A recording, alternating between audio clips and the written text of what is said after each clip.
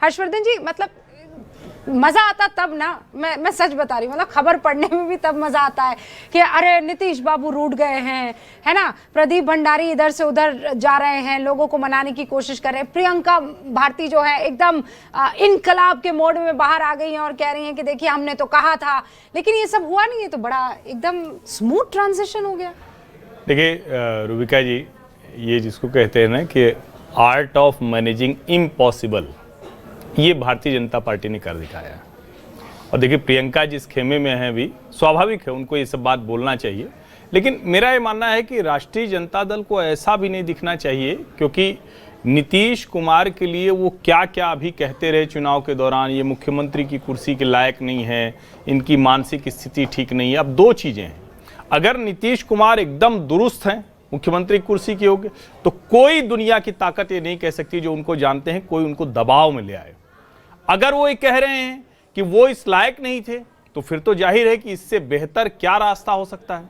और Elder house वैसे कहते हैं उच्च सदन को, राज्यसभा को, तो शरद पवार जी की जो स्थिति है, उनको जाने पर तो कोई ये नहीं कह रहा है कि मजबूरी में भेजा जा रहा है। जो हाल है, शरद पवार तो बेचारे अभी हॉस्पिटल में थे।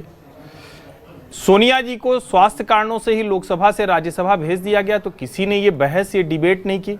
नीतीश जी राज्यसभा जा रहे हैं, तो ये डिबेट क्यों हो रही भाई? और इसमें कोई क्या कहने की बात है कि भारतीय जनता पार्टी लंबे समय से, उसके कार्यकर्ता, उसके लोग ये चाहते थे कि हमारा मुख्यमंत्री बने। जब आधी सीट थी तब भी जो अभी केसी त्यागी जी ने कहा, मैं जानता हूं कि ये क्या बचाएंगे। अब केसी त्यागी जी जिस उम्र के पड़ाव पर हैं और जितना कुछ हासिल कर चुके हैं, उनको किससे बचाना है भाई? कोई नई उम्र, जैसे प्रियंका भारती को भी पूरी राजनीति करनी है, तो ये थोड़ी ना साफ साफ बोलेंगे, ये थोड़ा सा बचाएंगे अपने नेता के लिए सब कुछ। वो तो स्वतंत्र हो चुके हैं, उनको तो चिंता भी नहीं करनी है नीतीश जी की, न मोदी जी की, वो तो अपने हिसाब से बोलेंगे। लेकिन ये सच है, वो पहचाने भी जाते हैं। केसी त्यागी को जो भी जानता है, वो जानता है कि वो बचाते नहीं। और एक बात मैं कह दूं, देखिए भारतीय राजनीति में नरेंद्र मोदी के लिए जैसे कहा जाता है कि उन्होंने भ्रष्टाचार, परिवारवाद, इस सब को दूर रखा, नीतीश कुमार छत्रपों में अकेले ऐसे नेता हैं। कोई ऐसा नेता नहीं जिसके ऊपर इस तरह के आरोप न लगे। मैं ये मानता हूं कि 2020 के बाद नीतीश कुमार को अपना एग्जिट और बेहतर प्लान करने का सोचना चाहिए था। मतलब मेरी अपनी राय है, मेरी राय कोई माने थोड़ी नहीं जरूरी है, लेकिन वो शायद वो नहीं कर पाए। लेकिन भारतीय राजनीति में ऐसे कम लोग होते हैं भाई, जिस व्यक्ति का ऐसा मेटल हो कि वो इस खेमे में खड़ा हो तो इस खेमे वाले सर पे उठा के घूमे, उस खेमे में खड़ा हो तो उस खेमे वाले। और मैं तो बड़ा आश्चर्य में हूं, चलो हम लोग कहें तो समझ में आता है, हम लोग विश्लेषक के तौर पर हैं, पत्रकार के तौर पर हैं, कह सकते हैं। लेकिन जब राष्ट्रीय जनता दल या कांग्रेस या विपक्षी पार्टी के लोग कह रहे हैं कि नीतीश जी तो इधर से उधर पलटी मार देते हैं, अरे भैया तो फिर लालू जी क्या कर रहे थे? और अगर आप नीतीश जी के ऊपर कोई सवाल खड़ा करेंगे तो लालू जी भी तो बार बार हाथ मिला रहे थे ना। मेरा यह मानना है नीतीश कुमार एक फिनोमिना है, उसका 2 दशक का शानदार एक बेहतर कार्यकाल हुआ। हाँ। जो मुख्यमंत्री बनेगा उसके सामने वो चुनौती होगी कि बिहार ये को सवाल फिर तो से मैं पूछना चाह रही हूँ कि लेगा। अगला मुख्यमंत्री कौन, लेकिन कोई नहीं जानता। ये मतलब कोई भी नहीं जानता है, ना प्रदीप भंडारी जानते हैं, ना हर्षवर्धन जी आप जानते हैं। हम सिर्फ कयास लगा सकते हैं, और जिसका जितना कयास लगेगा उतना उसका पत्ता कटेगा, ये भी हम अच्छे से जानते हैं। लेकिन तहसीन पूनावाला, भारती जी मैं आ रही हूँ आपके पास। तहसीन पूनावाला, ये जो हुआ है बिहार में, was it shocking for you या नहीं? आपको लग रहा है कि तो स्क्रिप्ट चुनाव से पहले लिखी जा चुकी थी? रूबिका जी, सबसे पहले तो मैं आपको व्यक्तिगत तौर से बहुत बहुत बधाई देना चाहता हूँ, बहुत ज़्यादा बधाई रूबिका जी। आज मुझे प्रियंका जी को शायद पता है या नहीं, लेकिन मुझे आज वो ऐतिहासिक डिबेट आपकी याद आती है रूबिका जी। मैं आपके साथ था, प्रदीप भी थे उस डिबेट के अंदर, और रूबिका जी आपने प्रदीप को सवाल पूछा था कि 25 से 30 फिर से नीतीश जी रहेंगे। अब मैं पूछता हूँ 25 से 30 कहाँ गए नीतीश? ये जो वेनेजुएला में किडनैपिंग हुआ है उनके राष्ट्रपति का, ये बिल्कुल वैसे ही पॉलिटिकल किडनैपिंग है। रूबिका जी मैं आपको बताता हूँ, देखिए वो आपकी डिबेट, वो डिबेट का आप थोड़ा विजुअल्स निकालिए, इसको प्ले कीजिए। और तब प्रदीप जी ने कहा था आपके शो पे, हम यहाँ बैठे हैं, नीतीश जी कहाँ नहीं जाएंगे, हमारा वादा हुआ। आज कहाँ गए?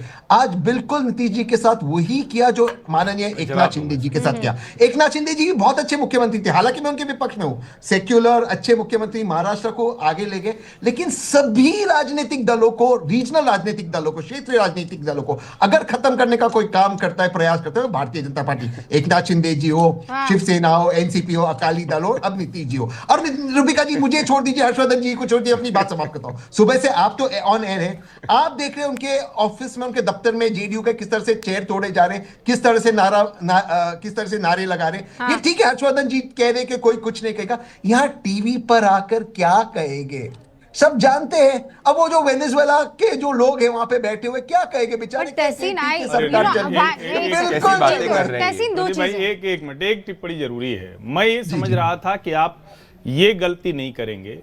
भारत का लोकतंत्र बड़ा मजबूत है। मनोज झा जी ने ये गलती की, आपको तहसीन भाई नहीं करनी चाहिए थी।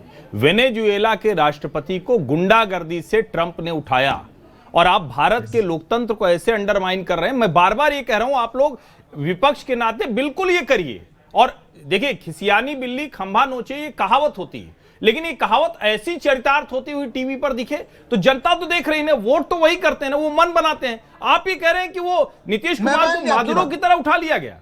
आप मतलब लोकतंत्र को अंडरमाइन कर रहे हैं। मुझे राइट टू रिबटल दीजिए। हाँ, प्लीज हर्षवर्धन जी, जल्दी आपका जल्दी 20 सेकंड और फिर प्रदीप। 10 सेकंड। हर्षवर्धन जी, मैं आपका बहुत सम्मान करता हूं, मैं पूरी तरह से आपसे इत्तेफाक रखता हूं। चलो मैं अपने शब्द वापस लेता हूं, लेकिन ये भाजपा वाले ने कहा था, रूबिका जी के शो पे प्रदीप भाई ने कहा था, हाँ। 25 से 30 फिर से नीतीश कहा नहीं, मैं आपको याद दिलाता हूं, ये जनता दल यूनाइटेड का नारा था, भाजपा का नारा कभी नहीं था। नहीं, मुझे याद है। भाजपा के मेरे दोस्त। नहीं, मैं बताती हूँ तहसीन, मेरी बात सुनिए। हर्षवर्धन जी, नहीं तहसीन, मुझे मैं भी कहता हूं इसको वो सर्च सिर्फ कर एक लीजिए। डिबेट की बात नहीं है। मैं डिबेट की बात नहीं कर रहा हूं। नहीं, डिबेट भी हर्षवर्धन जी, डिबेट भी मुझे याद है। जी। जब भारतीय जनता पार्टी के किसी भी प्रवक्ता से आपने ये सवाल पूछा कि कहिए कि सीएम बनेंगे नीतीश कुमार, तो चुप हो जाते थे, कहते थे इनके नेतृत्व में चुनाव लड़ेंगे। अमित शाह ने बोल दिया था कि Absolutely। चुनाव के बाद विधायक तय करेंगे। मतलब अमित शाह ने बोला था। और प्रियंका जब भारती, declare हुआ था, नहीं, तब प्रियंका कहा था, भारती विटनेस है, आप जवाब विटनेस हो, देता लेकिन अब बने वो तो सीएम। एक लेकिन सेकंड, राजनीति में इसका मतलब नहीं होता है। सीएम के बाद रूबिका जी एक सेकंड, हर्षवर्धन जी रूबिका आपकी जी। इजाजत से एक सेकंड, आपकी इजाजत से, तो मैं मानता हूं भारत की लोकतंत्र बहुत मजबूत है। फिर से रिजाइन करते, फिर से मैंडेट लीजिए पब्लिक से, लीजिए ना mandate, अपने आपके हिसाब से थोड़ी चलेंगे। वाह वाह। तहसीन रूबिका भाई, जी, ओके रूबिका जी, तहसीन जवाब देना चाह रहे मेरे प्रदीप। को पता है तहसीन भाई भूल गए कि पर असली पॉलिटिकल किडनैपिंग हुई थी सीताराम केसरी की कांग्रेस दफ्तर के अंदर। वो विजुअल्स देश भूला नहीं है। और असली पॉलिटिकल किडनैपिंग हुई थी आदरणीय मनमोहन सिंह जी की, जब उनको एक भी डिसीजन जो है सोनिया गांधी के अप्रूवल के बिना नहीं लिया जाता था। अब सुनिए, इनकी दर्द जानते हैं अब क्या है? इनका दर्द ये कि कर्नाटका में तब से ये कोशिश कर रहे हैं, इनके खुद के दो नेता, जो खुद के कांग्रेस के दो नेता हैं, जो आपस में हर दिन कैमरे के आकर लड़ते हैं कि मैं सीएम, मैं सीएम, मैं सीएम, मैं सीएम, उसका ये झगड़ा नहीं सुलझा पा रहे। यहां बिहार के अंदर सक्सेशन प्लान सर्वसम्मति से, नेता की खुद की इच्छा से कैसे प्लान हो गया, ये कांग्रेसी अचंभित है कि यार हम नहीं कर पाते, ये एनडीए वाले कैसे कर देते हैं। कोई विरोध नहीं होता, कोई मीडिया में दिक्कत नहीं होती, कोई कार्यकर्ता सामने नहीं आता। इनकी ऐसा क्या करते हैं आप, विरोध क्यों नहीं क्योंकि होता? हमारा एक ऑर्गेनिक अलायंस है, हम हमारे नेता में विश्वास रखते हैं। और सुनिए, वो भी हमारे प्लीज ये मत बोलिए ऑर्गेनिक अलायंस है। कैसे ऑर्गेनिक नहीं है? ऑर्गेनिक अलायंस का नाम है कैसे नहीं है? दो बार छोड़ के चले गए आपको, नहीं, कौन सा ऑर्गेनिक अलायंस है एक चीज भैया ये? समझिए, वो तात्कालिक था। हर व्यक्ति जिंदगी के अंदर कुछ तात्कालिक गलती करती है, हम भगवान थोड़ी हैं, हम इंसान हैं। नीतीश जी ने तो गलती इंसान की। जो है वो अपनी गलती को सुधारता है। पर बड़ी बात नीतीश जी सुनिए, गलती एक की। चीज मैं कहूंगा, एक चीज रूबिका जी, एक बड़ी बात वाह। आपसे कहूंगा, नीतीश जी ने मैं गलती वापस की। से कहूंगा, आपको ऐसा कैसे है, लगता है कि प्रदीप भंडारी जी रुकिए, नीतीश जी ने गलती की, रुकिए। केसी त्यागी जी देखिए, बोलिए। मुझे सच बता दीजिए, आप ऐसा क्या करते हैं कि मुस्कुराते हुए नीतीश बाबू के पास तो पूरी ताकत ही है। अभी जो ये जो तहसीन पुनावाला कर रहे हैं, मैं जो कह रहे हैं उससे मैं इसीलिए अग्री नहीं कर रही हूँ। एक पत्रकार